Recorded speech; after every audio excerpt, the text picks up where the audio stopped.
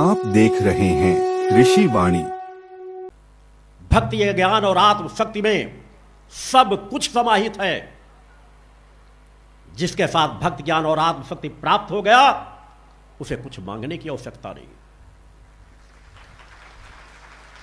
जब जाओ तो कुछ तो मांग लो कि मां, हम ऋषियों मुनियों के संवाहक हैं। आपने उन ऋषियों मुनियों को क्या कुछ नहीं दिया कि जिस तरह के हम लोकों में रह रहे हैं, इस तरह के अनंत लोकों की रचना करने की सामर्थ्य तक उन ऋषियों मुनियों को आपने दे दी। आपने तो अनंत लोगों की रचना की जिसको तो कोई देख भी नहीं सकता, जिसका पार भी नहीं पा सकता। हमारे ऋषियों मुनियों को आपने सब कुछ प्रदान किया। हम उन्हीं के वंशज हैं। मां, हमें कुछ तो ज्ञान दे दो कि हम आपके सम्मुख खड़े होना सीख जाएं, आपसे किस तरह बात करना है यह सीख जाएं, आपसे क्या कहना चाहिए क्या नहीं कहना चाहिए यह सीख जाएं। मां, हमें कुछ तो भक्ति दे दो जो उन ऋषियों मुनियों को आपने दी कि जंगलों के बीच भी रह करके, संघर्षों के बीच भी रह करके, हर मौसमों को खुले आसमान में जीते हुए भी जिनकी भक्ति डिगी नहीं, आनंद से भरपूर रहते थे। कहीं ना कहीं तो आपने उन पर कृपा की ही है। उसकी थोड़ी कृपा हम पर कर दो मां। हमें कुछ भी मत दो, थोड़ी सी अपनी भक्ति दे दो, हमारा कल्याण हो जाएगा। हम उस भक्त को संजो कर रखेंगे और उसको दिन प्रति बढ़ाने का प्रयास करेंगे। मां, हमें आत्मशक्ति दे दो। आपका हमारा सीधा रिश्ता उस आत्मा से जुड़ा हुआ है। आप हमारी जननी हो। अगर हमारे जीवन में आत्मा में आवरण हमारे कुसंस्कारों से पड़ भी गए हैं तो मां, आपके अलावा और कौन उसे निखार सकता है। आपकी एक दृष्टि हमारी आत्मा में पड़े हुए आवरणों को दूर कर देंगी। मां, हमें इतना ज्ञान दे दो कि हम सात्विकता, पवित्रता का जीवन जी करके आपका जो स्वरूप हमारे अंदर आत्मा के रूप में एक अंश बैठा हुआ है, जिसके बल पर हम चल रहे हैं, बोल रहे हैं, खा रहे हैं, पी रहे हैं, उसकी चेतनता नष्ट न होने पाए, उसकी चेतनता सतत बढ़ती रहे, हम सत्य पथ के राही बन सके, हम इस ज्ञान को प्राप्त कर सके कि मानव जीवन प्राप्त करके हमें क्या करना चाहिए क्या नहीं करना चाहिए। जो माया मोह के बंधनों पर लिप्त पड़ा हुआ समाज है, हम भी उसी समाज से हैं, मगर हमें इस माया मोह की लिप्तता से ऊपर फिर माता आदि सती जगज्जनी जगदम्बा आप ही उठा सकती हो। प्रार्थना करो, भाव पक्ष को जागृत करो, करके देखो, तुम्हारी शतोगुणी शक्तियां बढ़ने लगेंगी, तुम्हारे अंदर सात्विकता, पवित्रता सहज भाव से आने लगेगी। ठंड कितनी ही अधिक क्यों न लगी हुई हो, केवल छाया से निकल करके सूर्य के प्रकाश के सामने खड़े हो जाओ। तुमको ये कहने की जरूरत नहीं पड़ेगी कि सूर्य देवता हमारी ठंड मिटा दो। सूर्य अपना कार्य स्वयं करने लग जाते हैं।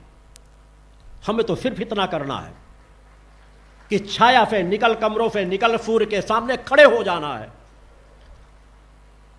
जब प्रकृति की बनाई हुई प्रकृति, ये सूर्य चंद्र तारे, ये अपना कार्य प्रकृति के नियमों के आधार पर कर रहे हैं, तो जरा सोचो, जब हम अपनी इष्ट के सामने खड़े होते हैं, माता भगवती आदि शक्ति जगज्जनी जगदम्बा के सामने खड़े होते हैं, जो अनंत लोगों की रचना करने वाली है, असंख्यों सूर्यों की रचना करने वाली है,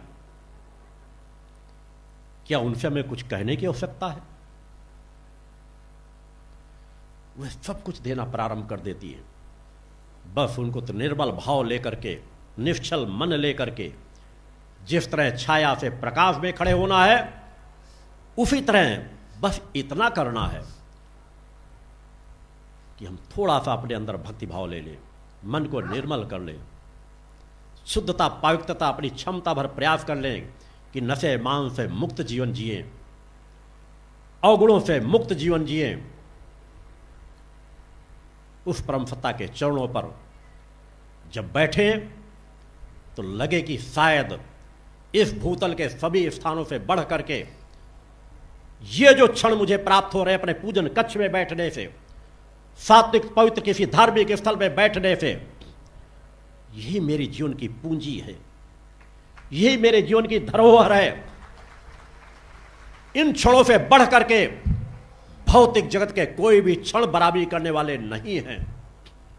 उस भावभूमि को लेकर बैठो तो फिर देखो कभी आलस, निराशा, जड़ता, निद्रा हावी ही नहीं हो पाएगी। उस भावभूमि से उस जगत जननी की आराधना करके तो देखो, इच्छा शक्ति तो पैदा करके देखो। मां की आराधना से सहज और सरल किसी देवी देवता की आराधना नहीं है। माता भक्ति की आराधना से सरल, सहज और बढ़ करके किसी अन्य देवी देवता की आराधना सहज और सरल नहीं है। कि माता तो हमारी मां है। इस शरीर को जन्म देने वाले अनेकों माता पिता हो सकते हैं, मगर हमारी आत्मा को जन्म देने वाली वह माता आदि शक्ति जगतजननी जगदम्बा भक्ति दुर्गा जी हैं। हमारी आत्मा भी अजर अमर अविनाशी है और वह परम सत्ता भी अजर अमर अविनाशी है। हम उनका अंश है। उस भावभूमि के अपने अंदर धारण तो करो।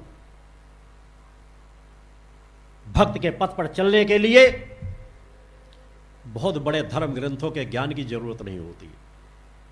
हमारे ऋषियों मुनियों ने तो बहुत सरल पद्धतियां बता करके, ज्ञान दे करके उन्होंने अपने जीवन को खपाया उन ज्ञान को प्राप्त करने के लिए। हजारों वर्षों तपस्या की, साधना की और सरल से सरल शब्दों में हमें समाज के पीछे बीच आकर की कि मनुष्य अगर इस तरह का जीवन जीना प्रारंभ कर दे, ऐसे कर्म करना शुरू कर दे तो पतन के मार्ग से बच जाएगा, मुक्ति के पथ पर बढ़ जाएगा। मुक्ति का तात्पर्य ये नहीं कि हम इस जीवन से मुक्त होकर किसी दूसरे लोक में पहुंच जाएंगे ही हमारी मुक्ति है। जब तक तुम अपने अंदर बैठी हुई उस आत्मा को सभी आवरणों से मुक्त नहीं करोगे तब तक वह मुक्ति नहीं कहला सकती। असली मुक्ति वही है और सुमुक्ति के लिए ही हमारे ऋषियों मुनियों ने कार्य किया, साधकों ने कार्य किया, समाज के पतन को हर काल में रोका। जब भी विषम परिस्थितियां आई, देवताओं ने, ऋषियों मुनियों ने अवतार ले लेकर के समाज का मार्गदर्शन किया। आज समाज इतने पतन के पथ पर पहुंच चुका है जहां अनीति, अन्याय, अधर्म ने अपना साम्राज्य स्थापित कर रखा है। हम सच्चे मन से यदि आज भी उस परम सत्ता को न पुकार सके, सत्य पथ पर न चल सके, अपने कर्तव्य का पालन न कर सके, तो फिर समाज को कौन सुधारेगा, कौन दिशा देगा? हर व्यक्ति अपने बच्चों से तो प्रेम करता ही है। ठीक है, तुम्हें देवी देवताओं से नहीं लगाव हो पा रहा, उतना हो सकता है, गुरुजनों से उतना लगाव नहीं हो पा रहा, हो सकता है, मगर अपने बच्चों से तो प्रेम करते होगे। चाहते तो दीक्षा तो यही होगी कि हमारे बच्चे सुख शांति समृद्धि का जीवन जिए, मगर किस प्रकार से जीवन जिएंगे?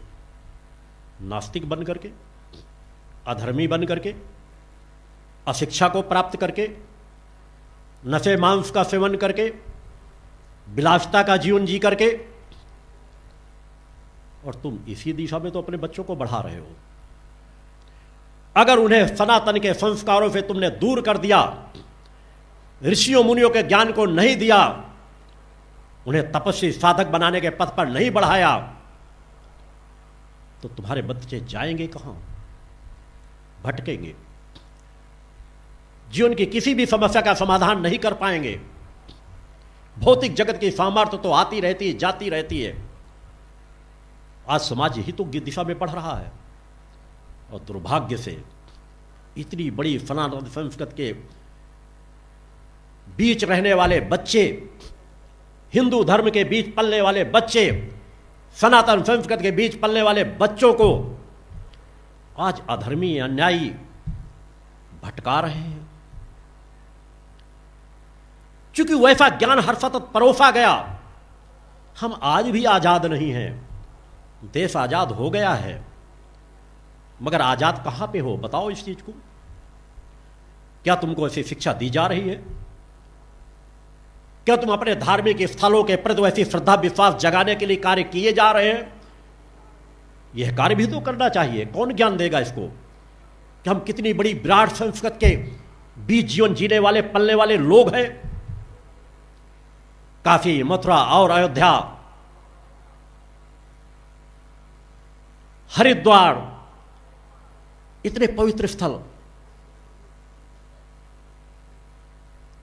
ये पवित्र स्थलों को, जिनके अस्तित्व को कोई मिटा नहीं पाया।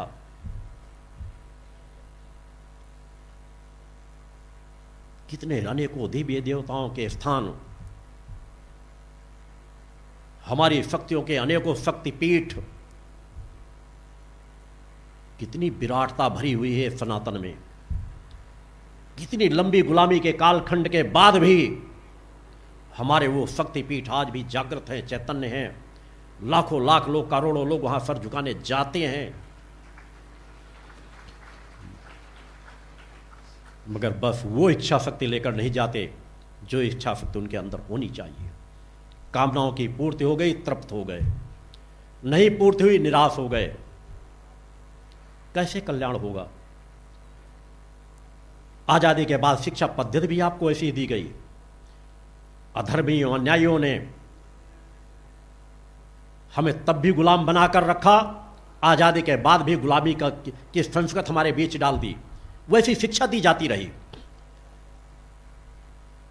ईसाई मिशनरियों के स्कूलों में पढ़ने वाले बच्चे नास्तिक बनते चले गए। आज जितने डॉक्टर बने उनसे पूछो जाकर के, जो पढ़े लिखकर, जिन्हें आप पढ़े लिखे मानते हो, मैं उन्हें सबसे बड़ा गधा मानता हूं। कहने को आज जिसे सनातन का ज्ञान न हो, जिसे शक्ति का ज्ञान न हो, जिस डॉक्टर को यह ज्ञान न हो कि शरीर के अंदर ऊर्जा किस चीजों से प्राप्त होती है, उन्हें गधे नहीं कहा जाता और क्या कहा जाएगा? आज बचपन से किसी डॉक्टर के पास जाओ, क्या कहेगा जब बच्चे का जन्म होगा? अनेकों फ्रूट के बारे में बता देगा, ये पैक चीजें, ये खिलाओ, वो चीज खिलाओ। आप अगर पूछोगे कि हमारे यहां गाय है, गाय का दूध पिला दे, नहीं नहीं नहीं, गाय का दूध मत पिलाना, अंडे खिला देना, दूसरी चीज खिला देना, डिब्बों के पैक पाउडरों को खिला देना, 10 दूसरी चीजों की बड़ाई कर देंगे। मगर गाय के दूध के नाम में जिन डॉक्टरों को इस मालूम ही ना हो, क्या उन्होंने शोध किया है कि मनुष्य की असली ऊर्जा बच्चों की प्रारंभ से मां के दूध और गाय के दूध से ही प्राप्त होती है। प्रारंभ से ही हम उनको इन चीजों से वंचित कर देते हैं। अंडे की तरफ अंडे खा लो, संडे हो या मंडे, रोज खाओ अंडे, इनका विज्ञापन सुनते हो, वैसा बच्चे जीवन जीते हैं। चारों तरफ आपके क्या परोसा जा रहा है? विलासिता, भटकाव। जिस तरह का ईसाई धर्म के लोग जीवन जीते हैं, नशा, मांस खाओ, अंडे खाओ, दूध घी से दूर रहो। अरे वो डॉक्टर जिनके पास एक थोड़ी सी शरीर क्षमता भी नहीं है, ज्ञान तो चंद पुस्तकों को उन्होंने पढ़ लिया है। हमारे पूर्वज कैसे थे? गाय के दूध को पी करके ही, गाय के घी को खा करके ही हजार हजार वर्ष की उम्र की आयु जी उन्होंने।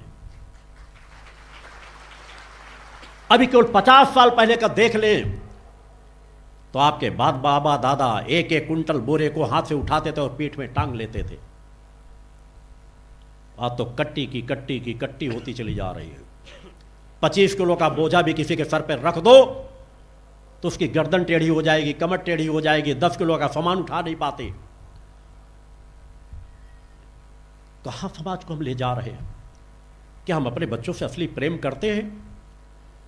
बच्चों को हम कमजोर बना रहे हैं कि उन्हें चेतनावान बना रहे हैं? बाहर की विलासिता की चीजें, अंडे मांस का सेवन करके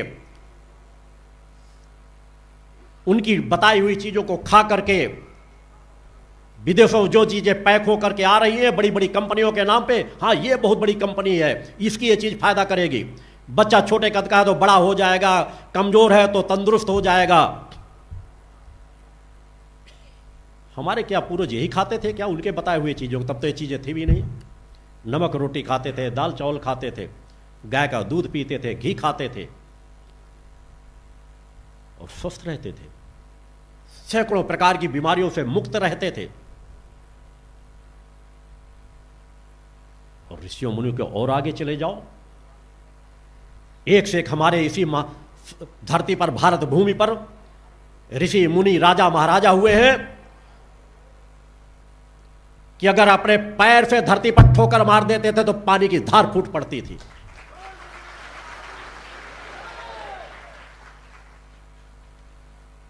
हजारों हजारों हाथियों का बल उनके शरीरों पे होता था। इंसान से बढ़कर तो ताकतवर कोई नहीं था। आज तो सांडों की बात छोड़ दो, एक बकरा भी किसी को खेद लेता है तो दौड़ते भागते नजर आते हैं, उसका भी सामना नहीं कर सकते। कहां ले जा रहे हो सनातन को? और अधर्मी, अन्यायी, हिंसक प्रवृत्ति के लोग, तुम अपनी शक्ति को भूल गए कि जिस शक्ति के बल पर तुम हजारों हिंसकों का सामना कर सकते थे, उस अपने आत्मबल को तुमने जगाया नहीं, अपनी शरीर की शक्ति को तुमने जगाया नहीं, वैसा तुम खान पान तुमने किया नहीं। अधर्मी, अन्यायी जिनके पास कोई ताकत नहीं होती, वो हिंसक प्रवृत्ति के, जिहादी प्रवृत्ति के, नक्सलवादी प्रवृत्ति के, खालिस्तानी प्रवृत्ति के लोग तलवारें लेकर जब खड़े होते हैं तो सनातनी भागते नजर आते हैं। बहुत पीछे तो न जाओ, लक्ष्मीबाई तुम्हें याद नहीं, महाराणा प्रताप याद नहीं, मंगल पांडे याद नहीं? क्या मंगल पांडे जानता नहीं था कि इतनी बड़ी विराट अंग्रेजों की सेना के सामने अगर मैं किसी बात का विरोध करूंगा कि जो गोलियां हमें दी जा रही हैं, जिसे मुंह से खोलना पड़ता है, उसमें गाय की चर्बी लगी हुई है, उसने कायरता का त्याग किया। मंगल पांडे शब्द था। मैं जाति की तरफ नहीं जाता, मगर स्वभाव से सनातनी था, पूजा पाठ करने वाला था। उसने विरोध किया कि मैं मारा जाऊं अच्छा होगा, मगर अधर्म को स्वीकार नहीं करूंगा। लक्ष्मीबाई तो याद होंगी, वो भी चाहती तो अंग्रेजों से समझौता कर सकती थी, सुख शांति से रह सकती थी, मगर उन्होंने समझौता नहीं किया।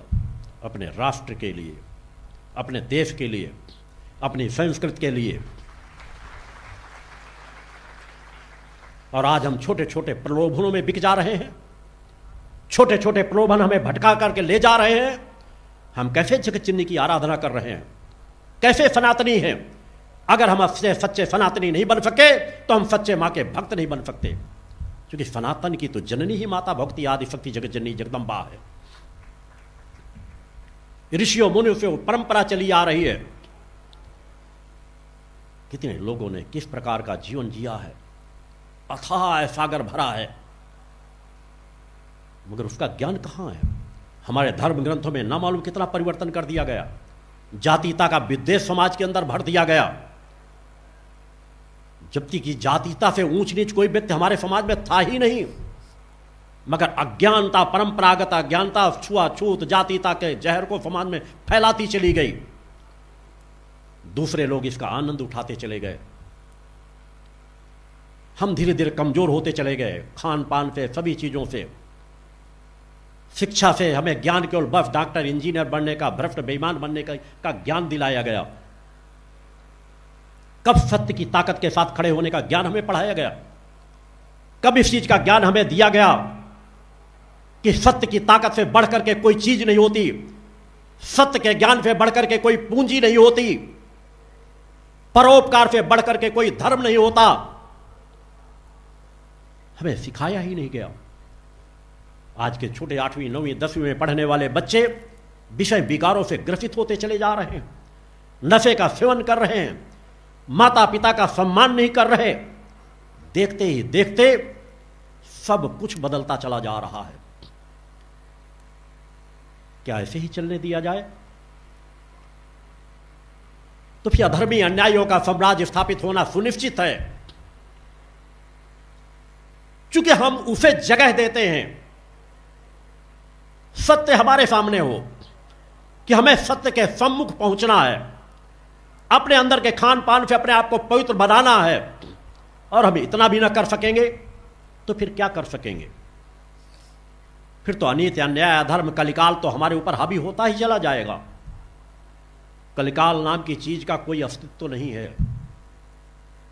जिस तरह अंधकार का कोई अस्तित्व नहीं है, उसी प्रकार कलिकाल का कोई अस्तित्व तो नहीं है। हजारों सालों से किसी काल कोठरी में अंधकार ने अपना साम्राज्य स्थापित कर रखा हो, केवल एक छोटे से सुराख करने की आवश्यकता है। प्रकाश आते ही अंधकार अपने आप समाप्त हो जाता है, क्योंकि सत्य में उसका अस्तित्व है ही नहीं। सत्य का सदैव अस्तित्व रहा है, बस सत्य पे आवरण न पड़ने पाए। हमें आवरण तो हमें उठाना पड़ेगा। तो परम सत्ता ने त्रिगुणात्मक प्रकृति का ये रचना ही कर रखी है। हम सब कुछ भूलते चले जा रहे हैं। तुम आज थोड़े दीनहीन हो, तुम्हारे आगे आने वाली पीढ़ी इससे ज्यादा दीनहीन होगी। स्कूलों में पढ़ने वाले बच्चे जाके भटकते चले जा रहे हैं, चोरी चमारी के कार्यों में लग जाते हैं, पढ़ाई की तरफ भी अनिच्छा उनके अंदर हो जाती है। पूजा पाठ को नास्तिकता की मानसिकता से ग्रसित होकर के एक आडंबर ढोंग मानते हैं, पाखंड मानते हैं। प्रकृति का इतना बड़ा सत्य, जिस सत्य को हमारे ऋषियों मुनियों ने एक बार नहीं करोड़ों बार करके दिखाया, उसको भी हम आडंबर मानेंगे? इसलिए कि हम उस दिशा का ज्ञान ही नहीं बच्चों को दे पा रहे। छोटी छोटी अनास्थावादी शक्तियां हावी होती चली जा रही हैं। अपने युवाओं बच्चों को बचाना होगा। राजसत्ता के लुलुपता में, धार्मिक क्षेत्र में धर्मगुरु मान सम्मान की प्राप्ति करने में सब कुछ खोते चले जा रहे हैं। ढोंग पाखंड जो रचा जा रहा है दूसरे धर्मों के माध्यम से, उसे वह सत्य मानते जा रहे हैं छोटे छोटे बच्चे। और जो सत्य का अथाह सागर है, उसको हम पीछे करते जा रहे हैं, क्योंकि उधर निगाह ही नहीं जाने दी जा रही। बच्चों को प्रारंभ से ऐसा वातावरण बनाया जा रहा है। माता पिता के अंदर इच्छा शक्ति होनी चाहिए कि मेरा कर्तव्य है कि मैं अपने बच्चों से अपने से अधिक संस्कारवान बनाऊं। कोई पूंजी उन्हें दे सकूं या न दे सकूं, माता पिता के 3 कर्तव्य मेरे द्वारा बताए गए हैं। उनके स्वास्थ्य की रक्षा करना, उनको अच्छी शिक्षा दिलाना और उनको धर्माचरण के पथ पर बढ़ाना। 3 ही तो कर्तव्य हैं। अच्छी शिक्षा में केवल इतनी शिक्षा नहीं होती, बस बेटा पढ़ लिख जाओ, डॉक्टर बन जाओगे, इंजीनियर बन जाओगे और फिर भ्रष्टाचार करना। कौन सिखाएगा? मानवतावादी पाठ पढ़ाएगा? इंसानियत का पाठ कहां से पढ़ेंगे बच्चे? परोपकार का पाठ कहां से पढ़ेंगे बच्चे? त्याग और बलिदान का पाठ कहां से पढ़ेंगे बच्चे? राष्ट्रभक्ति क्या होती है, यह कहां से सीखेंगे बच्चे? अगर हम पश्चिमी सभ्यता के ज्ञान में ही अगर लगे रह गए, और जहां से सीख मिलती है वहां बच्चों को लेकर माता पिता भी नहीं जाना चाहते। समय नहीं है, उन क्रियाओं में ढालना ही नहीं चाहते। कैसे कल्याण होगा समाज का? लुटेरे तो इस देश को लूट ही रहे हैं आजादी के बाद से। आजादी के बाद आपको शिक्षा मंत्री कौन थोपा गया? एक मुसलमान। मैं हिंदू मुस्लिम की बात नहीं करता, हिंदू मुस्लिम में सभी धर्मों का समान भाव स्वीकार करता हूं, मगर जिस काल परिस्थिति में धर्म के नाम पर एक राष्ट्र अलग बना दिया गया होगा, उसी समय काल परिस्थितियों में क्या भारत को हिंदू राष्ट्र नहीं घोषित कर देना चाहिए था? और भारत का अगर पहला शिक्षा मंत्री बनता तो क्या किसी सनातनी को नहीं बनाना चाहिए था? जो सनातन का ज्ञान दे पाता, हमारे समाज के उन वीर वीरांगनाओं के बारे में समाज को बच्चों की शिक्षा का पाठ प्रारंभ से पढ़ाना शुरू कर दिया जाता, उन्हें एक अच्छी शिक्षा दी जाती जिससे वे अच्छे इंसान बन करके निकलते। 25-50 साल की एक पीढ़ी को बढ़ाने से ही सैकड़ों साल की पीढ़ियां बिगड़ती चली जाती हैं, क्योंकि वैसे स्वभाव लेकर के बच्चे समाज के बीच पैदा हो चुके हैं, वैसा वातावरण बनता चला जा रहा है। विदेशी शक्तियों के द्वारा आज भी हमारी अनेकों राजनीतिक पार्टियां संचालित हैं। वर्तमान काल में सजगता का जीवन जीने की जरूरत है,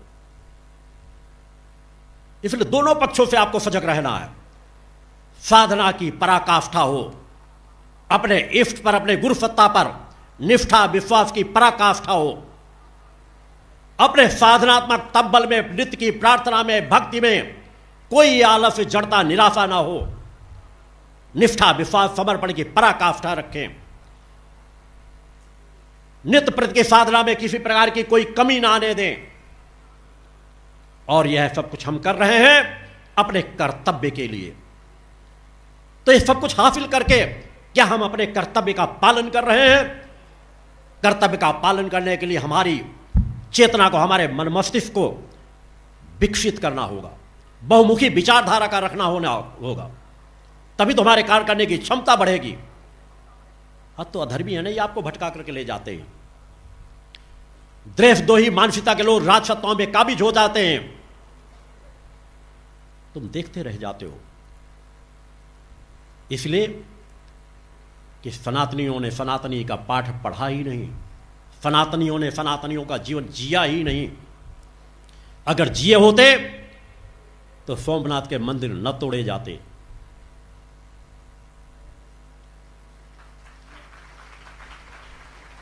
शक्ति तुम्हारे अंदर रही, तुमने शक्तियों को पहचाना नहीं। सब कुछ भगवान कर देंगे। जिन देवी देवताओं की तुम आराधना करते हो उनसे तुम इतना भी नहीं सीख पाए कि शांति की पराकाष्ठा हो, हमारा मन एकाग्र हो, हमारे अंदर हिंसा नाम की चीज ना हो। मगर जब अधर्म हमारे सामने खड़ा हो तो हमारे अंदर की शक्ति किस लिए है? अधर्म हम पर हावी हो जाए, इसका मतलब हमने धर्म का प्रथम पाठ ही नहीं पढ़ा है। हमारे अंदर शक्ति इसीलिए है, चेतना इसलिए है कि किसी भी प्रकार का अधर्म हो, चाहे विषय विकारों के रूप में हो, चाहे अधर्मियों के रूप में हो, चाहे नास्तिकों के रूप में हो, धर्मद्रोहियों के रूप में हो, राष्ट्रद्रोहियों के रूप में हो, हम उनके अस्तित्व को मिटा सके। जिस दिन सनातनियों के पास ऐसी क्षमता आ जाएगी, सनातन का परचम पूरे विश्व में फहराएगा और तभी भारत धर्मगुरु कहला सकेगा।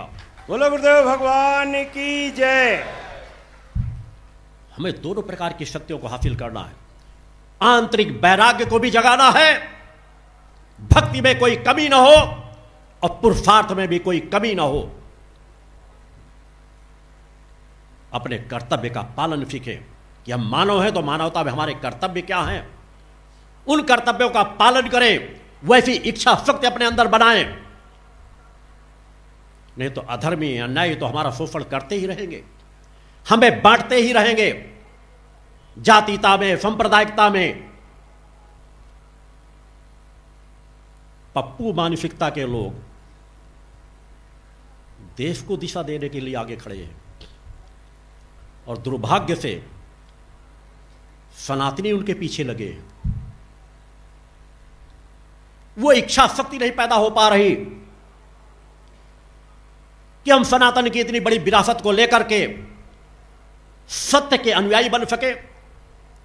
कोई विदेशी ताकतें हमें दिशा भ्रमित ना कर सके, हमें गुमराह ना कर सके। यदि भारत के अंदर ऐसी स्थिति होती तो हमारा देश आज कहां से कहां पहुंच गया होता आजादी के बाद। आओ इस अभियान में सब, आओ इस अभियान में, आओ इस अभियान में सब सब आओ इस अभियान में, आओ इस अभियान में, सब आओ इस अभियान में। जन सुधार अभियान छिड़ा है, जन सुधार अभियान छिड़ा है सारे हिंदुस्तान में। आओ इस अभियान में, सब आओ इस अभियान में, आओ इस अभियान में, सब आओ इस अभियान में।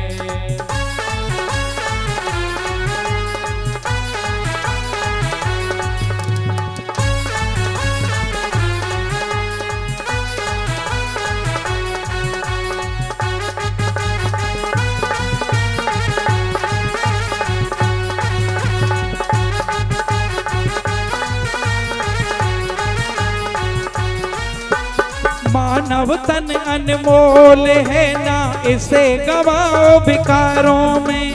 समृद्धि सुख और शांति हो सबके परिवारों में। यही लक्ष्य है ऋषि राज का, यही लक्ष्य है ऋषि राज का, सबके हित कल्याण में। आओ इस अभियान में, सब आओ इस अभियान में, आओ इस अभियान में, सब आओ इस अभियान में।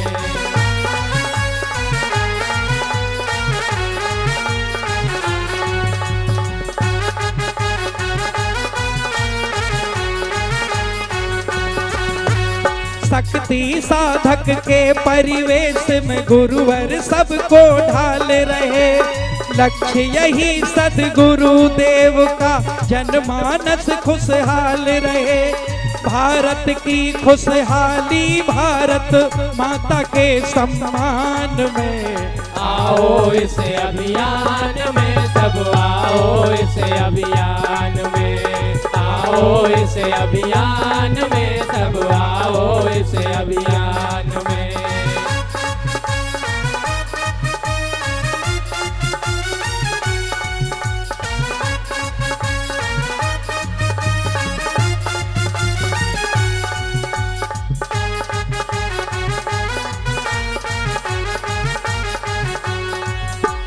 नशे मांस से होके मुक्त जियो जीवन चरित्रवानों का। आओ करो पुरुषार्थ ऐसा, मोड़ दो रुख तूफानों का।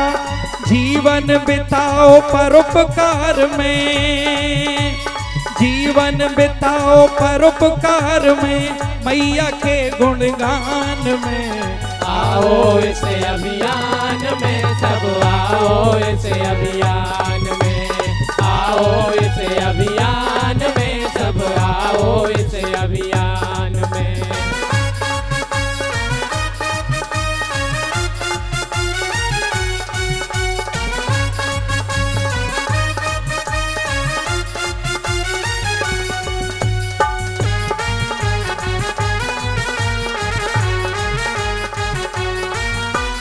गुरुवर कहते जीवन सारा जन जन के हित जीना है।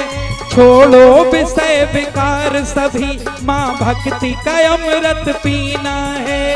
माँ ही निखिल ब्रह्मांड की जननी, माँ ही निखिल ब्रह्मांड की जननी, सदा रहे ये ध्यान में। आओ इस अभियान में, सब आओ इस अभियान में, आओ इस अभियान में, सब आओ इस अभियान में।